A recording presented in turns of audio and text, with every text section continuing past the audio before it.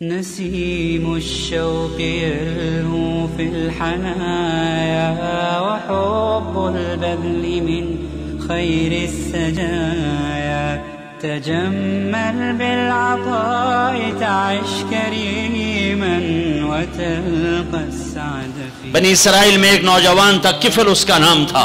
میرے نبی نے قصہ سنا ہے ترمذی میں. وہ روزانہ نئی لڑکی لاتا تھا اپنی عیاشی کے لیے. ایک رات ایک لڑکی کو لے کر آیا، 60 دینار آج کا 30 لاکھ روپیہ ہے. 60 دینار آج کا 30 لاکھ روپیہ ہے. ایک رات کا جب کمرے میں آیا تو وہ لڑکی بیٹھی رو رہی تھی. تو کفل نے کہا کیوں رو رہی ہو؟ میں زبردستی تو نہیں لایا. تو اس لڑکی نے کہا کفل میں عزت دار ہوں، میری عزت نیلام ہوئی ہے فقر کی وجہ سے. میں عزت دار ہوں، میری عزت آج نیلام ہوئی ہے فقر کی وجہ سے. جب مالدار لوگ غریبوں پہ خرچ نہیں کرتے، گاڑیوں کے ماڈل بدلتے ہیں، ہر سال نئے پروجیکٹ لگاتے ہیں، تو پھر غریبوں کی بیٹیاں نیلام ہو جاتی ہیں.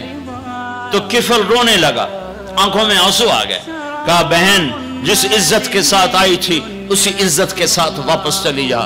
اور میں بڑا کتا انسان ہوں، میں تیرے آنسوؤں کے طفیل توبہ کرتا ہوں، یا میرے لیے بخشش کی دعا کر دے. اور کفل کو نہیں پتا ہونے والا کیا ہے آگے. وہ لڑکی گھر پہنچی، پیچھے کفل بیٹھا بیٹھا مر گیا. جس حال میں یہ زندگی گزار رہا تھا، کل اس کی میت کو کندھا دینے کوئی نہ آتا، غسل دینے کوئی نہ آتا، دفن کرنے کوئی نہ آتا. یہ ایسی غلط زندگی والا تھا. واہ اے میرے رب، دیکھ رہا ہے تو سن رہا. اور ہم تو محمد مصطفیٰ کے امتی بیٹھے، یہ تو موسیٰ علیہ السلام کا امتی ہے، اور ہم تو محمد مصطفیٰ کے امتی بیٹھے ہوئے ہیں. میرے رب نے اگلے دن جب صبح ہوئی اور لوگ اٹھے تو انہوں نے دیکھا تو کفل کے دروازے پر لکھا ہوا تھا بڑا نورانی چمکتا ہوا، ان اللہ قد غفر للکفل. اے لوگو، اللہ نے کفل کو معاف کر دیا ہے.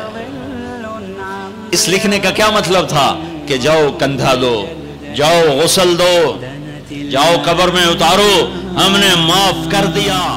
نسيم الشوق يلهو في الحنايا وحب البذل من خير السجايا تجمل بالعطاء تعش كريما وتلقى السعد في دنيا